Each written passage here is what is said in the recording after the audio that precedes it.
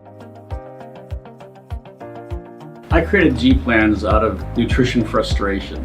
One day during nutrition studies at Duke University, we came across a revelation. We discovered that everyone has a completely unique metabolic structure and type. Eating a generic diet program will not get you the results you want, and you will continue on a path of yo-yo dieting forever. Ultimately, sustainable food programs are built within your own specific metabolic template. I eat what Dr. G tells me to eat for my metabolic type. I don't call this program a diet because I eat more than on other programs.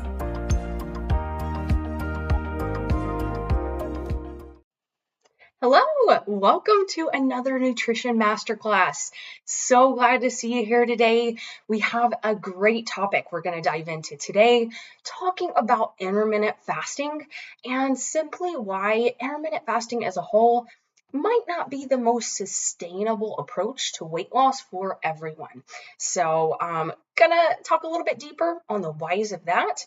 And please, as I usually mention, please feel free to add throughout this presentation any comments, questions that you have at all. I'd love to chat with you at the end. But see here already, McKenna, Masoom, Vel, so good to see you here today.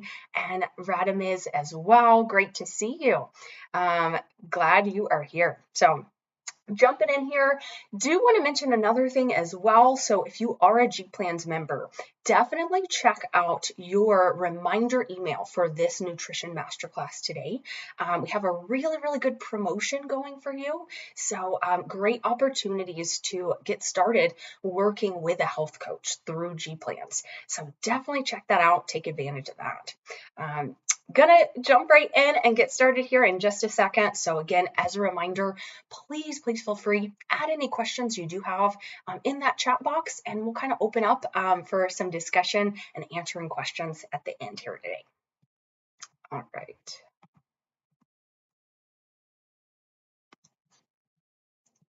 Okay. So why intermittent fasting may not be a sustainable approach to weight loss.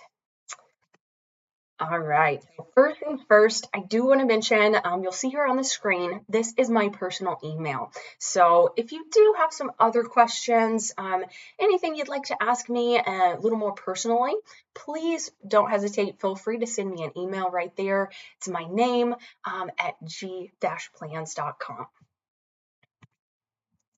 All right, is intermittent fasting sustainable? Keeping up with the latest diets and health trends can definitely be exhausting. Many of these trends tend to be very restrictive and often not the most sustainable.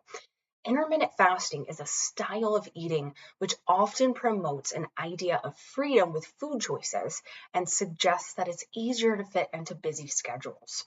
Before you do consider trying out intermittent fasting, today we're going to discuss some reasons why it might not be the ideal choice for everyone, and then go over some other important things to look for to ensure the plan you are following is the best sustainable solution for you. So I do want to ask you though, have you ever personally tried intermittent fasting and maybe realized it wasn't the best solution for you, maybe not long term? Let me know your experiences or if you have any questions in the chat box. Great. So again, what is intermittent fasting exactly? Intermittent fasting, or IF, it severely limits calories during certain days of the week or during specified hours during the day in order to reduce your overall caloric intake. There are several different intermittent fasting methods, all of which split the day or week into eating periods and fasting periods. In addition to weight loss, some studies have shown benefits from intermittent fasting, like lowering blood sugar, reducing inflammation, and improving other health issues. Now, as promising as that research sounds, it's important to keep in mind that a lot of it has been done on rats, which limits what we really know what it can do for humans. According to Harvard Health, much of the research done on fasting in humans are shorter studies with small groups of people. So the results of those studies might not apply to most people. And there's also not much research on what the potential effects of doing intermittent fasting can have on your health in the long term. All right, so diving in a little deeper, why these are some reasons why intermittent fasting, again, might not just be the best option for you. You might have seen others with really quick progress with intermittent fasting, and you're curious to try it, but definitely consider these reasons here. Number one, a very strict structure. So while intermittent fasting does not rule out any foods in particular, you have to stick to a rigid timeline of fasting and eating. This strict structure might work well on some maybe busier days, but is not quite as flexible on other days. Because the nature of intermittent fasting is rather rigid, it can make it tough to stick with over the long run. Secondly, can trigger disordered eating. Because intermittent fasting involves going long periods of time without eating anything, you might find that once you do have a meal, you are tempted to overindulge. After fasting for a while, you may notice that your hunger cues are diminished. Once you do begin eating, you may realize how hungry you are at that point and then find it difficult to control your portion sizes. This can lead to binge eating and overeating, slowing down your progress. Third, might not promote nutritional quality. So intermittent fasting does not necessarily promote quality, nutritious eating patterns. While of course the goal is to eat balanced and healthy meals, eating infrequently or eating in large quantities all at once leads to increased cravings for less than healthy options. When you do end your fasting period, you might notice yourself giving into cravings for less nutritious foods due to that extreme hunger. Not the most sustainable solution for everyone. So keeping up with intermittent fasting over the long run can be very challenging. You may find that intermittent fasting holds you back from participating in certain social events and is not the most sustainable routine to maintain. It can lead to more disordered eating patterns, including binge eating, and can affect your relationship with food as a whole. Once you resume a normal routine of eating, you might find that you gain your weight back and then some. In addition, at this point, you would need to work on rebuilding your relationship with food and then learning to reconnect to your cues of hunger and fullness. You could notice cognitive side effects. When first starting intermittent fasting, the brain and body have to adjust to not getting consistent fuel every 2 to 3 hours.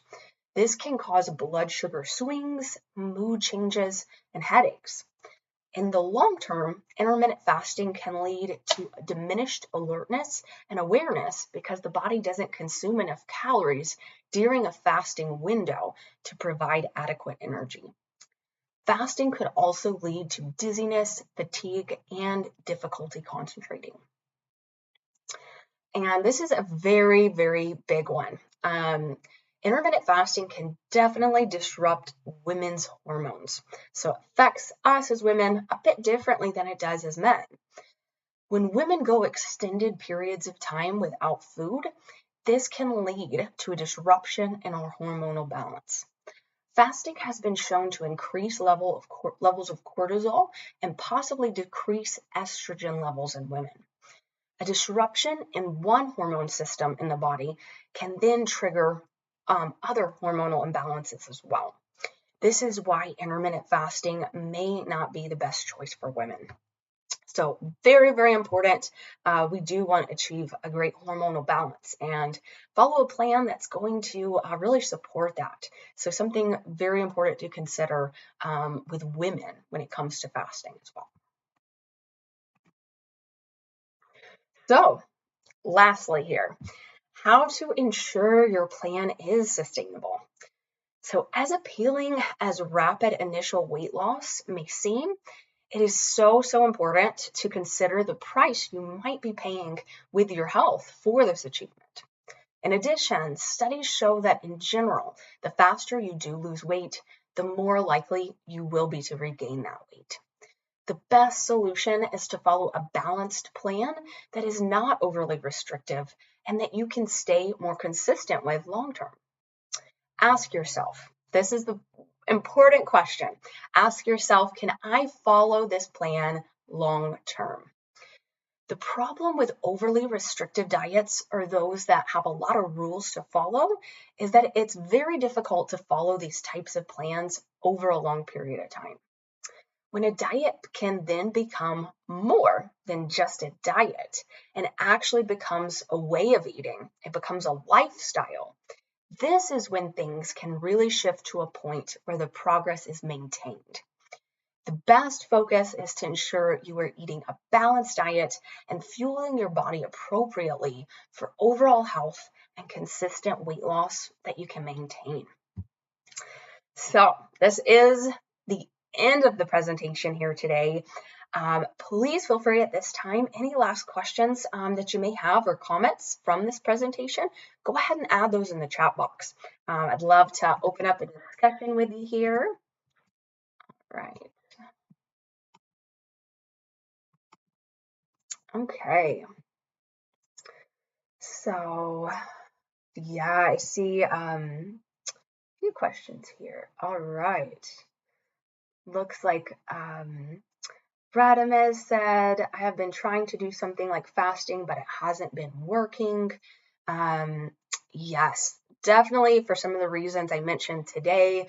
Again, might be effective for some people, but for the most part, it's not going to be a plan that is sustainable long term.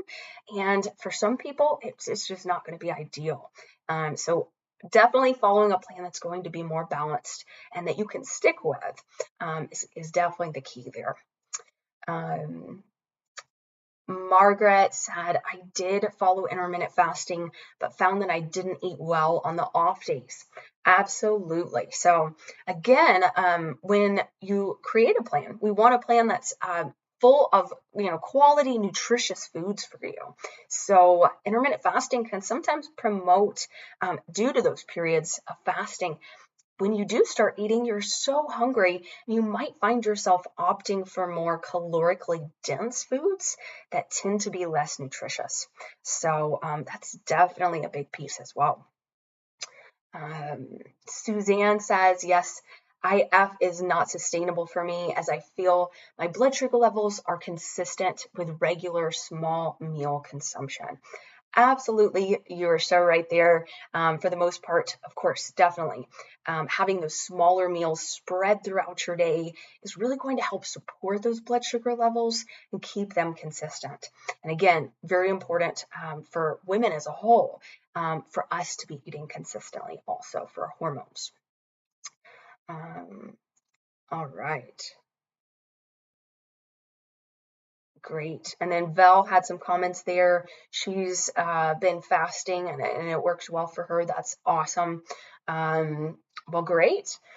Great feedback today. Thank you so much for adding these comments in. I hope this was a really helpful presentation because I know you hear a lot about intermittent fasting.